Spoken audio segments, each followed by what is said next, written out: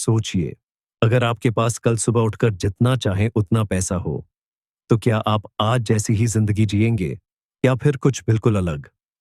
क्योंकि सच ये है दोस्तों, हम सब पैसे कमाने में जिंदगी लगा देते हैं, लेकिन असली सवाल ये है, क्या वो पैसा हमारी जिंदगी को बेहतर बना रहा है या हमें और ज्यादा कैद कर रहा है?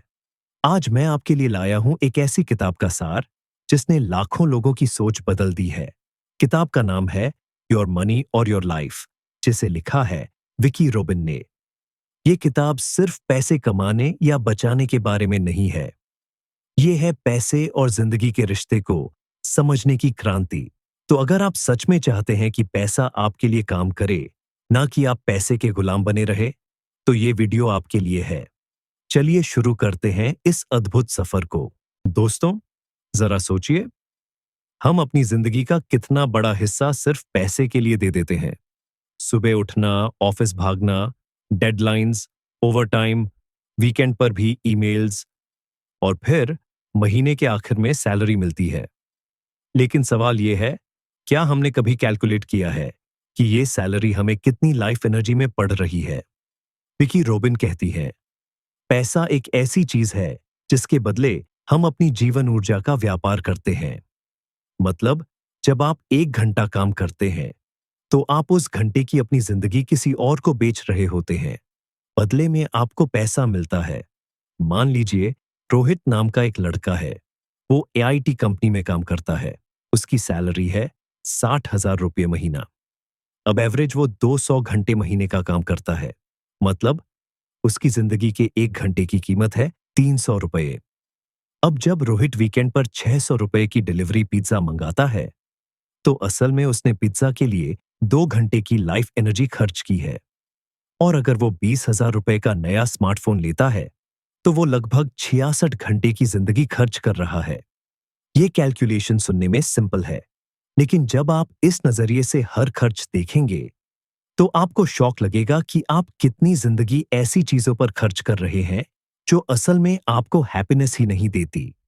हम सोचते हैं, मैं पैसे खर्च कर रहा हूं, लेकिन सच ये है, मैं अपनी जिंदगी का समय खर्च कर रहा हूं। और ये समझना ही इस किताब का पहला बड़ा लेसन है। अब सवाल ये है, क्या हमें अपनी लाइफ एनर्जी सिर्फ गैजेट्स, ब्रांड्स और शो ऑफ में खर्च करनी चाहिए, या हमें इसे उन चीजों में लगाना चाहिए जो हमें असली खुशी और संतुष्टि दें? क्योंकि दोस्तों, पैसा वापस आ सकता है, लेकिन जिंदगी का एक एक सेकंड कभी वापस नहीं आता। अब आप सोच रहे होंगे, ठीक है, पैसा जिंदगी की एनर्जी है, लेकिन मैं कैसे जानूं कि मेरी लाइफ एनर्जी कहां कहां खर्च हो रही है? कौन सी चीजें मेरी एनर्जी खा रही है और कौन सी मुझे सेटिस्फैक्शन दे रही है? यही सच्चाई जानने का तरीका है। चैप्टर 2, पैसों का ट्रैक रखना, रियलिटी चेक। और बिलीव मी दोस्तों, जब आप ये स्टेप उठाएंगे तो आपकी आंखें खुल जाएंगी। दोस्तों, पहला चैप्टर हमें यह समझाता है कि पैसा असल में हमारी जिंदगी की एनर्जी है। लेकिन अब सवाल है, ये एनर्जी जा कहां रही है? हम हर महीने मेहनत से कमाते तो बहुत हैं, लेकिन उसका इस्तेमाल कहां होता है, ये हम में से 90% लोगों को ठीक ठीक पता ही नहीं होता। यहीं पर आता है किताब का दूसरा बड़ा लेसन, रियलिटी चेक। विकी कहती है, अगर आप सच में अपनी फाइनेंशियल लाइफ बदलना चाहते हैं, तो सबसे पहले अपने खर्चों का सच देखना होगा। मतलब, हर खर्च का हिसाब रखना। और ये सुनने में बोरिंग लगता है, लेकिन जब आप इसे करेंगे, तो आपको अपनी जिंदगी का सबसे बड़ा शौक मिलेगा। रमेश नाम का एक लड़का था।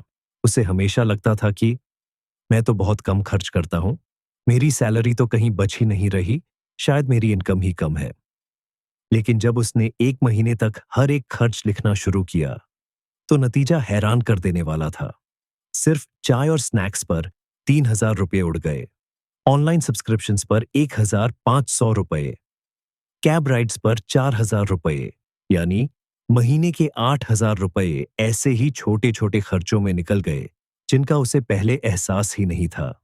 हम अक्सर बड़े खर्चों से डरते हैं, जैसे कि घर, गाड़ी या ईएमआई, लेकिन हमारी फाइनेंशियल हेल्थ को सबसे ज्यादा नुकसान पहुंचाते हैं ये छोटे, बार बार रिपीट होने वाले खर्च। इन्हें कहते हैं साइलेंट मनी किलर। आज से ही एक एक्सपेंस डायरी शुरू कीजिए। चाहे 10 रुपए की चाय हो या 1,000 रुपए का डिनर, सब लिखिए। महीने के अंत में जब आप अपने सारे खर्च एक जगह देखेंगे, तो आपकी आंखें खुल जाएंगी। जब आप खर्च लिखना शुरू करते हैं, तो आपके दिमाग में एक सटल बदलाव आता है। अब आप हर बार पैसा खर्च करने से पहले सोचते हैं, क्या ये खर्च लिखने लायक है? क्या ये वाकई जरूरी है?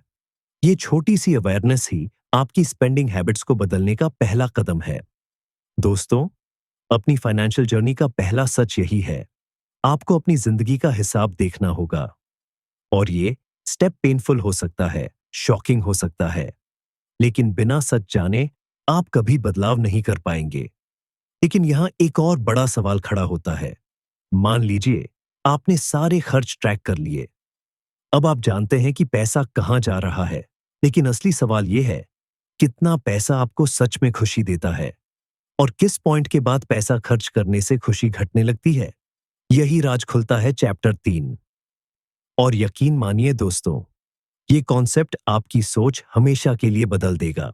दोस्तों, कभी गौर किया है, जब आप कोई नई चीज खरीदते हैं, चाहे फोन हो, कपड़े हो या बाइक, शुरुआत में वो आपको बहुत खुशी देती है, लेकिन कुछ समय बाद वही चीज नॉर्मल लगने लगती है और फिर अगली शाइनी चीज की चाहत पैदा हो जाती है।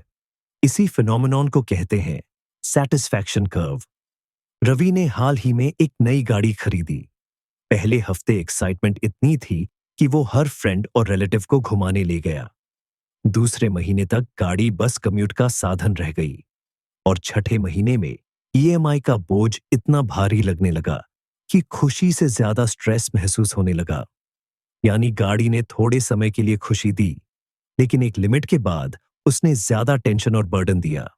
सैटिस्फैक्शन कर्व हमें यह सिखाती है कि एक पॉइंट तक पैसा हमारी हैप्पीनेस बढ़ाता है, लेकिन उस पॉइंट के बाद अधिक पैसा अधिक खुशी नहीं रहता है, बल्कि स्ट्रेस, क्लटर और डिसैटिस्फैक्शन बढ़ जाता है। रिसर्च भी कहती है कि जब तक हमारी बेसिक नीड्स पूरी नहीं होती, खाना, घर, सुरक्षा, तब तक इनकम बढ़ने से हैप्पीनेस भी बढ़ती है। लेकिन उसके बाद एक्स्ट्रा पैसा हैप्पीनेस पर बहुत कम असर डालता है। सोचिए, आपने 2,000 रुपये के शूज खरीदे, आपको बहुत अच्छा लगा, कॉन्फिडेंस बूस्ट हुआ। लेकिन अगर आप हर महीने नए शूज खरीदने लगे, तो धीरे धीरे एक्साइटमेंट गायब हो जाएगी और अंत में वो सिर्फ अलमारी भरने का सामान बनकर रह जाएगा। अब अगली बार कुछ खरीदने से पहले खुद से पूछिए, क्या ये खर्च मुझे सिर्फ टेम्पररी एक्साइटमेंट देगा या लॉन्ग टर्म सेटिस्फैक्शन? एक इनफ पॉइंट तय कीजिए, यानी वो पॉइंट जहां आपके पास बेसिक कंफर्ट्स है और आपको ज्यादा चीजें सिर्फ बोझ लगेंगी। एक्सपीरियंस बेस्ड स्पेंडिंग को इंपॉर्टेंस दीजिए, जैसे कि ट्रैवल, लर्निंग या मेमोरीज, क्योंकि ये कभी डिवैल्यू नहीं होते। दोस्तों, सैटिस्फैक्शन कर्व हमें एक बहुत बड़ी क्लैरिटी देती है। हमारी जिंदगी का गोल ज्यादा से ज्यादा अक्यूमुलेट करना नहीं है, बल्कि इतना पाना है जिससे हमें असली संतोष मिले। लेकिन यहां पर एक नया सवाल उठता है। अगर हमें समझ आ गया कि कितना काफी है, तो अगला कदम है अपनी लाइफ एनर्जी को प्रोटेक्ट करना। क्योंकि अगर हम लगातार ऐसे काम करते रहेंगे जो सिर्फ पैसा देते हैं, लेकिन हमारी एनर्जी खा जाते हैं, तो हम कभी भी फाइनेंशियल फ्रीडम महसूस नहीं कर पाएंगे। तो दोस्तों, चैप्टर 4 में हम जानेंगे लाइफ एनर्जी को प्रोटेक्ट करना और ये समझेंगे कि काम, पैसा और जिंदगी के बीच सही बैलेंस कैसे बनाया जाए। दोस्तों, हमने अब तक समझा कि पैसा हमारी लाइफ एनर्जी है, लेकिन असली चैलेंज ये है कि बस हम अपनी इस एनर्जी को कहां और कैसे खर्च कर रहे हैं। विकी रॉबिन कहती हैं, अगर आपका काम सिर्फ पैसे के लिए है, लेकिन वो आपकी हेल्थ, रिलेशनशिप्स और हैप्पीनेस खा रहा है, तो असल में आप अपनी जिंदगी बेच रहे हैं। सुनीता एक कॉर्पोरेट जॉब में काम करती थी। सैलरी बहुत अच्छी थी, कार, फ्लैट, फॉरेन ट्रिप्स, सब कुछ था। लेकिन उसके दिन ऐसे गुजरते थे, पहले सुबह 8 बजे घर से निकलना और रात 10 बजे तक ऑफिस, वीकेंड पर भी पेंडिंग वर्क, न फैमिली के लिए वक्त, न हेल्थ का ख्याल। कुछ साल बाद सुनीता को गंभीर हेल्थ प्रॉब्लम्स हो गईं। डॉक्टर ने साफ कहा, अगर आप अपनी लाइफस्टाइल नहीं बदलती, तो आपकी जिंदगी खतरे में है। सुनीता की कहानी हमें दिखाती है कि सिर्फ पैसे के लिए अपनी सारी एनर्जी खर्च करना एक बहुत बड़ा धोखा है। हम सबको ये सिखाया गया है, जितना ज्यादा काम, उतना ज्यादा पैसा, उतनी ही ज्यादा सक्सेस। लेकिन असलियत यह है, ज्यादा काम से ज्यादा खुशी नहीं मिलती और ज्यादा पैसा हमें ज्यादा लाइफ सेटिस्फैक्शन नहीं देता। असली सवाल है, क्या आपका काम आपकी जिंदगी को बेहतर बना रहा है या उसे धीरे धीरे खत्म कर रहा है? अब से अपनी जॉब का ट्रू कॉस्ट समझें। सिर्फ सैलरी मत देखिए, कैलकुलेट कीजिए कम्यूट, स्ट्रेस, ओवरटाइम और हेल्थ की कीमत कितनी पड़ रही है। वर्क लाइफ बैलेंस को प्रायोरिटी दीजिए। एक्स्ट्रा ओवरटाइम पैसे ला सकता है, लेकिन वो आपके बच्चों की हंसी, आपके पेरेंट्स की बातें और आपकी हेल्थ कभी वापस नहीं ला सकता।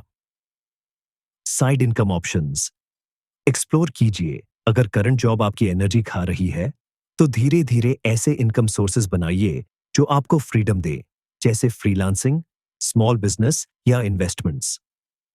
नो का इस्तेमाल सीखिए। हर एक्स्ट्रा काम या ओवरटाइम एक्सेप्ट करना जरूरी नहीं। कभी कभी नो कहना आपकी लाइफ एनर्जी बचाता है। दोस्तों, पैसा जरूरी है, लेकिन उससे ज्यादा जरूरी है हमारी लाइफ एनर्जी। क्योंकि अगर जिंदगी ही नहीं बची, तो उस पैसे का क्या करेंगे?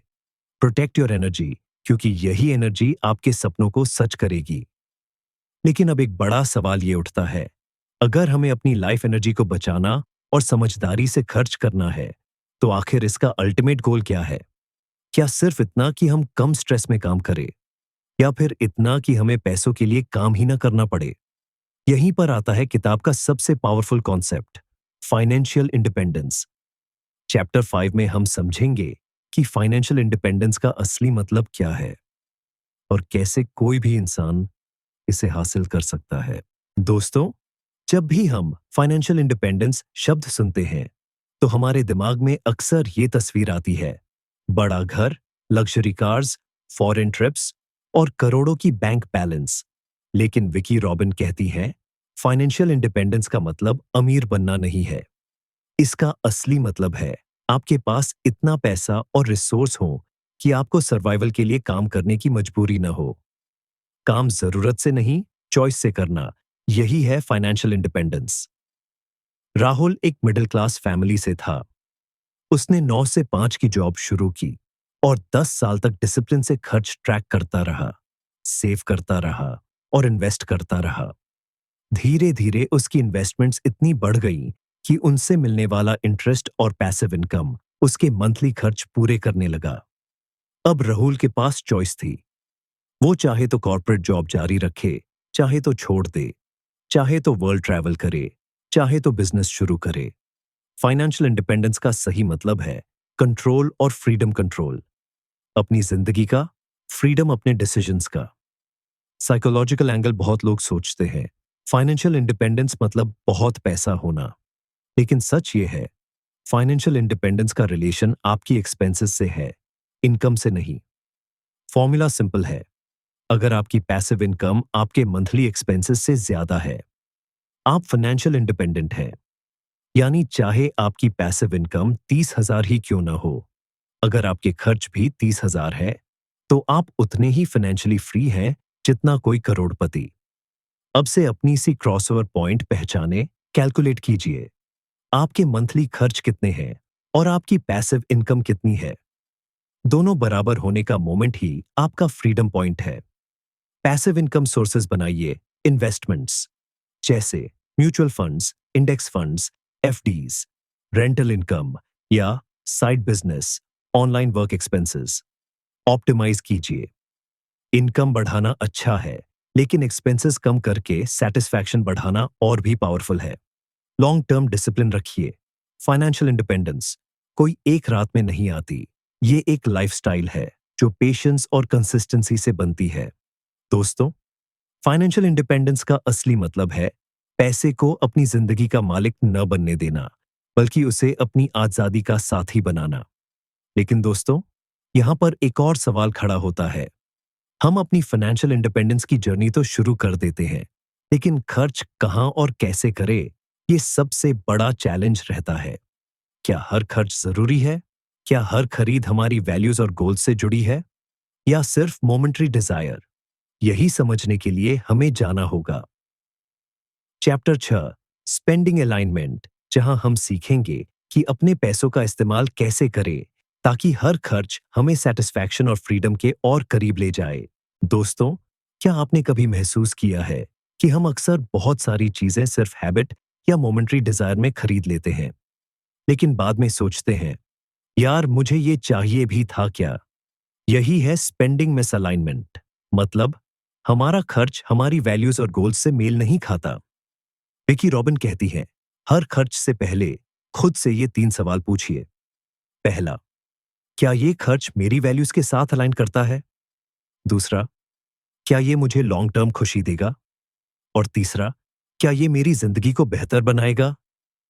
अमन को गैजेट्स का बहुत शौक था। हर नया फोन, हर नया हेडफोन वो खरीद लेता। कुछ दिन एक्साइटमेंट रहती, लेकिन फिर बोर होने लगता। उसने सोचा, मैं इतनी मेहनत से कमाई गई लाइफ एनर्जी सिर्फ टेम्पररी एक्साइटमेंट पर क्यों खर्च कर रहा हूं? उसने धीरे धीरे इंपल्सिव शॉपिंग कम की और उसी पैसे को ट्रैवल और लर्निंग में इन्वेस्ट किया। नतीजा, मेमोरीज और स्किल्स जो हमेशा के लिए उसकी जिंदगी का हिस्सा बन गईं। जब खर्च वैल्यूज और गोल से अलाइन होता है, तो वो सेटिस्फैक्शन और ग्रोथ देता है।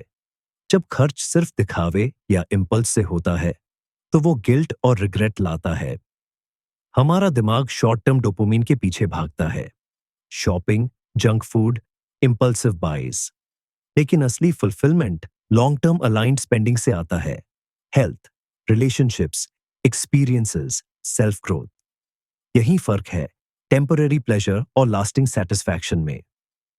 स्पेंडिंग अलाइनमेंट बनाने के लिए लेखिका ने कुछ तरीके बताए हैं। पहला, पॉज बिफोर स्पेंडिंग। कुछ भी खरीदने से पहले 24 घंटे का रूल अपनाइए। क्या आपको सच में अभी भी इसकी जरूरत है? दूसरा, वैल्यूज लिस्ट बनाइए। लिखिए, आपके लाइफ वैल्यूज क्या हैं? Family, health, growth, freedom, learning. फिर देखिए, आपका खर्च इन वैल्यूज के साथ मैच कर रहा है या नहीं। तीसरा, शिफ्ट फ्रॉम स्टफ। एक्सपीरियंसेस चीजें पुरानी हो जाती हैं, लेकिन एक्सपीरियंसेस हमेशा याद रहते हैं। चौथा, ट्रैक और रिफ्लेक्ट। महीने के अंत में देखिए, कौन सा खर्च आपको खुशी दे रहा है और कौन सा सिर्फ क्लटर बढ़ा रहा है। दोस्तों, स्पेंडिंग अलाइनमेंट का मतलब है पैसा सिर्फ खर्च न करना, बल्कि उसे उन चीजों में लगाना जो आपकी जिंदगी को सच में समृद्ध बनाती है। लेकिन अब सवाल यह है, अगर हमें पता चल गया कि कहां खर्च करना है और कहां नहीं, तो अगला कदम क्या होगा? कैसे हम अपनी इनकम, एक्सपेंसेस और इन्वेस्टमेंट्स को एक जगह क्लियरली देख पाए, ताकि हमें पूरी पिक्चर समझ आए कि हमारा पैसा कहां से आ रहा है और कहां जा रहा है। यही जानने के लिए हमें आगे बढ़ना होगा। चैप्टर 7, मनी मैप बनाना, जहां हम अपने पैसों का पूरा नक्शा बनाएंगे और क्लैरिटी पाएंगे कि फाइनेंशियल फ्रीडम की राह कैसी दिखती है। दोस्तों, अब तक हमने देखा कि पैसा और जिंदगी का रिश्ता क्या है, फिर समझा कि पैसे कहां जा रहे हैं और कैसे हमें अपनी स्पेंडिंग वैल्यूज के साथ अलाइन करनी चाहिए। लेकिन अब असली सवाल यह है, हम अपने पैसों का पूरा नक्शा कैसे बनाइए? क्योंकि बिना नक्शे के यात्रा शुरू करना अंधेरे में गाड़ी चलाने जैसा है। विकी रॉबिन कहती हैं कि मनी मैप बनाना मतलब है अपनी इनकम, एक्सपेंस और सेविंग्स को एक विजुअल पिक्चर में रखना, ताकि हमें साफ दिखे पैसा कहां से आ रहा है, कहां जा रहा है और कहां रुक रहा है। सोचिए, प्रिया नाम की लड़की एक कॉर्पोरेट जॉब करती है। उसकी सैलरी 60,000 रुपए है, लेकिन महीने के अंत में उसके पास बस 2 से 3,000 रुपए बचते हैं। वो हर बार सोचती, पैसा कहां गायब हो जाता है? फिर उसने मनी मैप बनाना शुरू किया। उसने इनकम के सोर्स, हर खर्च और हर सेविंग को अलग अलग कैटेगरी में लिखना शुरू किया। नतीजा, उसे पता चला वो रोज 300 रुपए सिर्फ बाहर कॉफी और स्नैक्स पर खर्च कर रही थी। महीने में ये 9,000 रुपए बनते थे। प्रिया ने छोटे छोटे बदलाव किए और धीरे धीरे उसकी सेविंग 2,000 से बढ़कर 15,000 रुपए हो गए। मनी मैप बनाने के यहां लेखिका कुछ स्टेप्स समझाती है। पहला, सारी इनकम सोर्सेज लिखिए। Salary, side hustle, passive income, gifts, rental income, हर एक सोर्स नोट करिए। दूसरा, हर खर्च ट्रैक कीजिए, जैसे फिक्स्ड खर्चे, रेंट, बिल्स, ईएमआई, वेरिएबल खर्चे, फूड, शॉपिंग, एंटरटेनमेंट, अनएक्सपेक्टेड खर्चे, गिफ्ट्स, रिपेयर्स। तीसरा, सेविंग्स और इन्वेस्टमेंट्स दिखाइए। कितना पैसा बैंक में जा रहा है, कितना म्यूचुअल फंड्स, कितना कैश सेविंग्स। और चौथा, विजुअल बनाइए। चार्ट या डायग्राम में एरोस के साथ इनकम, खर्च, बचत दिखाइए। इससे इंस्टेंटली क्लैरिटी मिलेगी। जब हम चीजों को विजुअलाइज करते हैं, तो हमारा दिमाग ज्यादा अवेयर और डिसिप्लिन्ड हो जाता है। ये वैसा ही है जैसे वेट लॉस के लिए डेली कैलोरी ट्रैक करना। अवेयरनेस ही पहला स्टेप है चेंज का। दोस्तों, मनी मैप बनाना मतलब है अपनी फाइनेंशियल जर्नी का नक्शा तैयार करना। ये नक्शा हमें बताता है कि अभी हम कहाँ खड़े हैं और फाइनेंशियल फ्रीडम की राह कैसी दिखती है।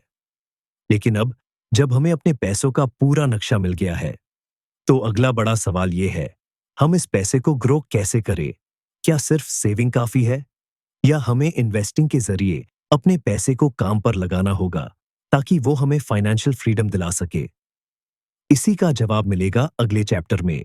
दोस्तों, अगर आप सिर्फ सेविंग कर रहे हैं, तो सच मानिए, आपका पैसा धीरे धीरे इन्फ्लेशन खा जाएगा। सवाल यह है, क्या आपका पैसा आपके लिए काम कर रहा है, या आप ही दिन रात मेहनत करके पैसे के पीछे भाग रहे हैं? यही फर्क है फाइनेंशियल स्ट्रगल और फाइनेंशियल फ्रीडम में।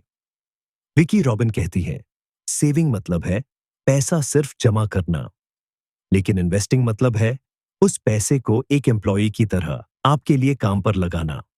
और जब आपका पैसा आपके लिए काम करने लगे, तो धीरे धीरे वो आपकी फाइनेंशियल इंडिपेंडेंस की नींव बनाता है। रोहित हर महीने 10,000 रुपये सेविंग अकाउंट में डालता था। 5 साल बाद उसके पास करीब 6 लाख रुपए हुए। लेकिन इन्फ्लेशन को मिलाकर उसकी परचेसिंग पावर काफी कम हो गई। वहीं नेहा हर महीने 10,000 रुपये म्यूचुअल फंड्स में इन्वेस्ट करती थी। 5 साल बाद उसके पास 8.5 लाख रुपए हुए। फर्क साफ है, पैसा अगर सही जगह इन्वेस्ट किया जाए, तो वो आपके लिए मल्टीप्लाई होता है। यहां लेखिका हमें निवेश के कुछ तरीके बताती है। पहला, इमरजेंसी फंड। सबसे पहले 6 महीने के खर्च बैंक एफडी या लिक्विड फंड में रखिए।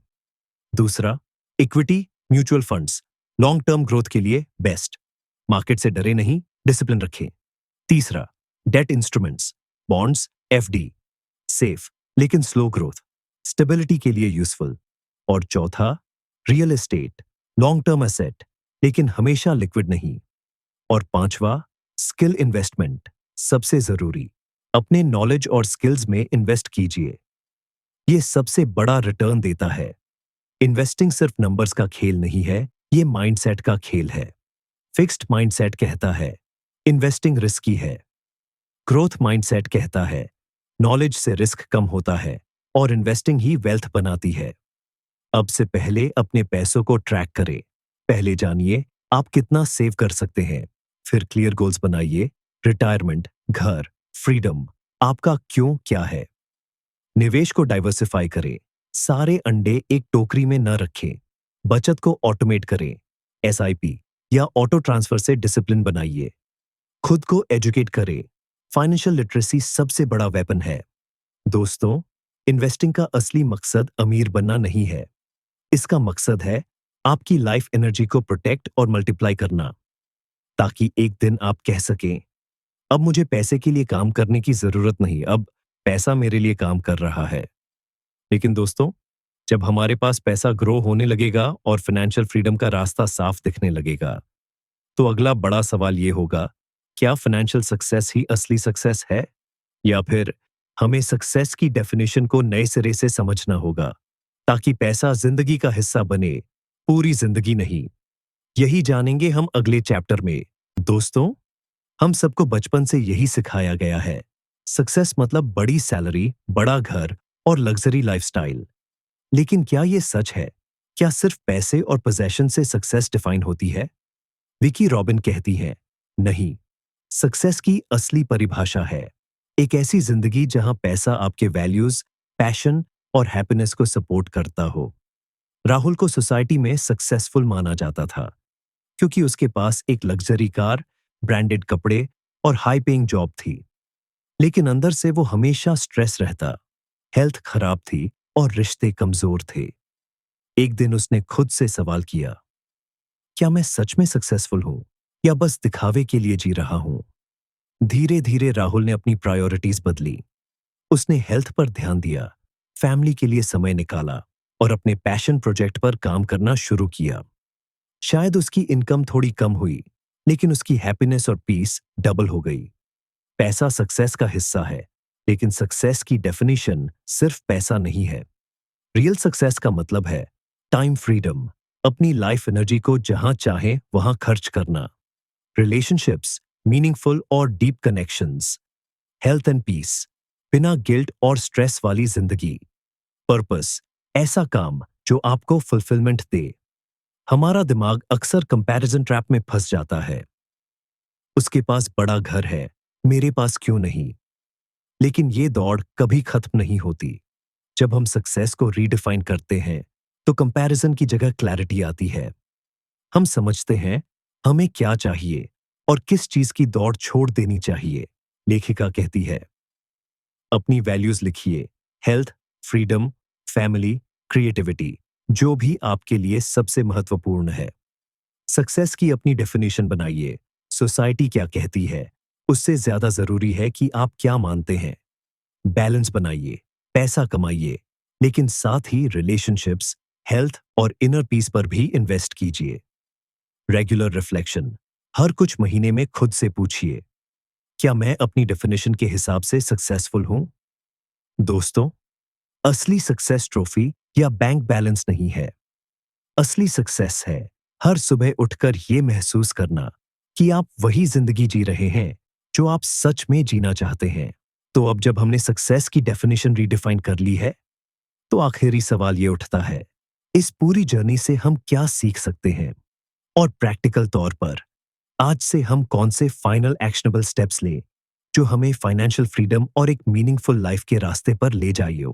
दोस्तों, आपने अभी तक विकी रॉबिन की किताब योर मनी और योर लाइफ की पूरी जर्नी देखी।